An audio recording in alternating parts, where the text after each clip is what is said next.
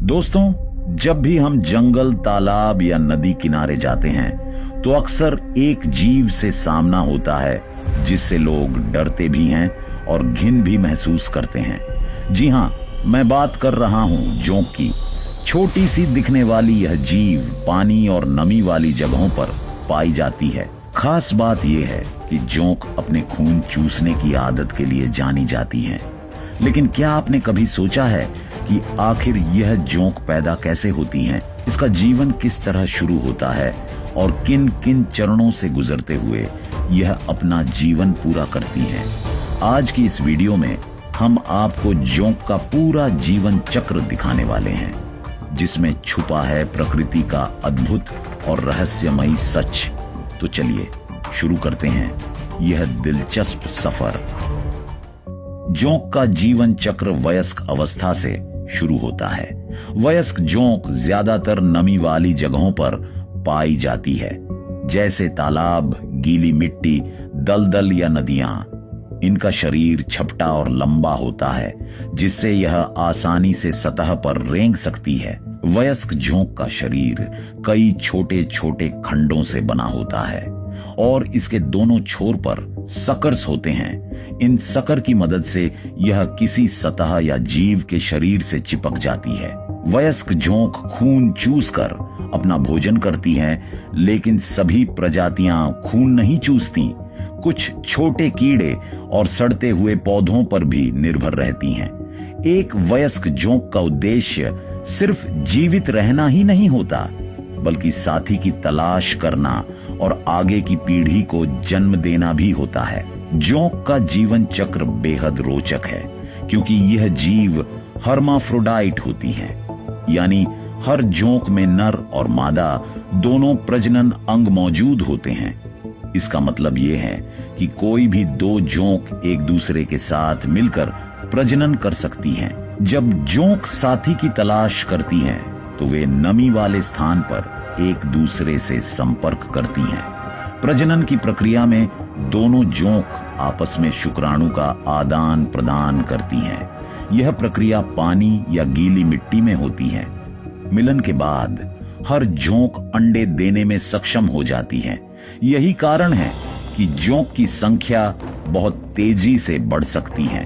प्रकृति ने इन्हें इस तरह बनाया है ताकि वे अपनी प्रजाति को लंबे समय तक बनाए रख सकें। प्रजनन के बाद जोंक अपने शरीर से एक खास तरह का कोकून बनाती है। यह कोकून उनके शरीर के आगे वाले हिस्से से निकलता है। धीरे धीरे जोंक इस कोकून को पीछे की ओर खिसकाती हैं और इसके अंदर अंडे जमा कर देती हैं। यह दृश्य बड़ा ही अद्भुत लगता है। कोकून बाहर आने के बाद मिट्टी या पानी के सुरक्षित हिस्से में छोड़ दिया जाता है।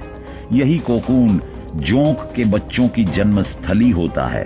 हर कोकून में कई अंडे हो सकते हैं और उनमें से हर एक से एक एक छोटा जोंक निकल सकता है। कोकून का यह चरण जीवन चक्र का बेहद संवेदनशील हिस्सा है, क्योंकि अगर यह खराब हो जाए या सुरक्षित जगह पर न रहे तो अंडों का विकास नहीं हो पाएगा।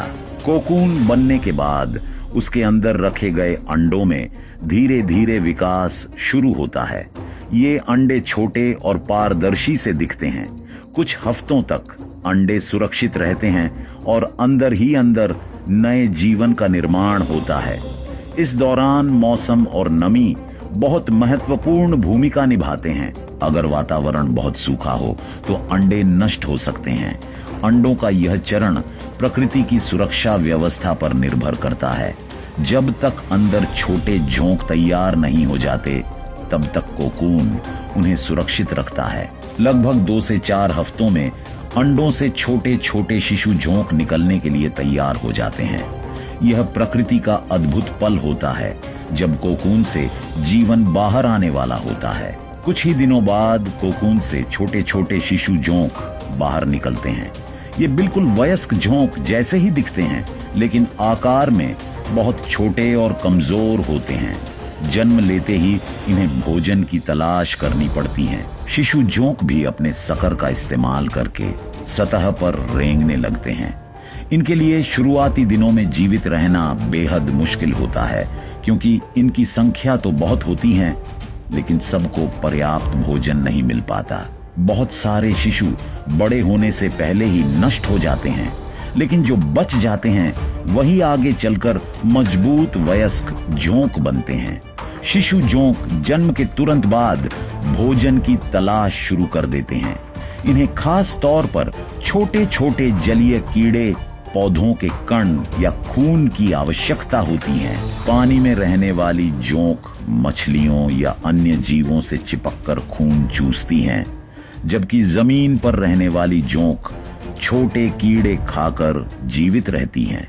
भोजन पाकर ये तेजी से बढ़ती हैं। जैसे जैसे इनका शरीर विकसित होता है, वैसे वैसे यह मजबूत और सक्रिय हो जाती हैं। भोजन की उपलब्धता इनकी संख्या को प्रभावित करती है। अगर भोजन बहुत है तो ये बड़ी संख्या में जीवित रहती हैं, वरना बहुत सी शिशु जोंक मर जाती हैं। कुछ हफ्तों में शिशु जोंक तेजी से बढ़ने लगती हैं। इनका शरीर लंबा और मजबूत होता जाता है।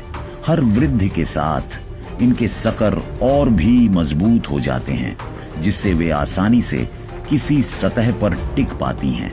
इस अवस्था में ये छोटे छोटे कीड़ों और जीवों को शिकार बनाकर खुद को पोषित करती हैं।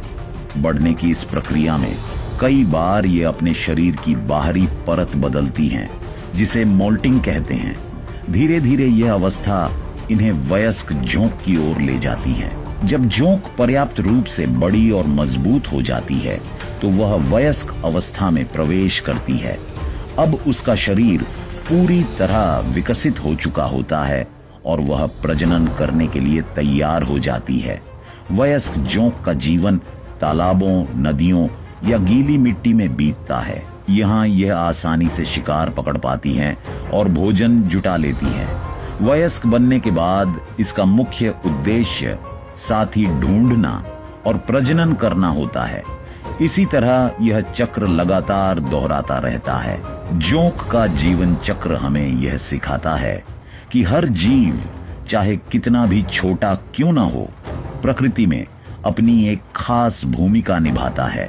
जोंक पानी और जमीन दोनों पारिस्थितिक तंत्र का हिस्सा है। यह छोटे जीवों की संख्या नियंत्रित करती है और बड़े जीवों के लिए भोजन का साधन भी बनती हैं। इसके जीवन चक्र के हर चरण में हमें प्रकृति का संतुलन दिखाई देता है। अंडों से लेकर शिशु और वयस्क बनने तक का सफर इस जीव को जीवित रहने की कला सिखाता है। जब वयस्क जोंक प्रजनन करती है और नए कोकून बनाती है, तो एक बार फिर जीवन का चक्र शुरू हो जाता है। यह प्रक्रिया बार बार चलती रहती है और इसी से जोंक की प्रजाति जीवित रहती है। जोंक का जीवन चक्र सरल होते हुए भी बेहद रहस्यमयी है, क्योंकि इसमें छिपा है प्रकृति का अद्भुत संतुलन। हर पीढ़ी अगली पीढ़ी को जन्म देकर जीवन का यह चक्र अनवरत रूप से आगे बढ़ाती है। तो दोस्तों, यही था जोंक का जीवन चक्र। वयस्क अवस्था से लेकर अंडों, शिशु और फिर से वयस्क बनने तक यह छोटा सा जीव हमें दिखाता है कि प्रकृति हर जीवन को कितनी अनोखी यात्रा देती है। अगर आपको यह वीडियो पसंद आई हो तो इसे लाइक, शेयर और सब्सक्राइब करना मत भूलिएगा।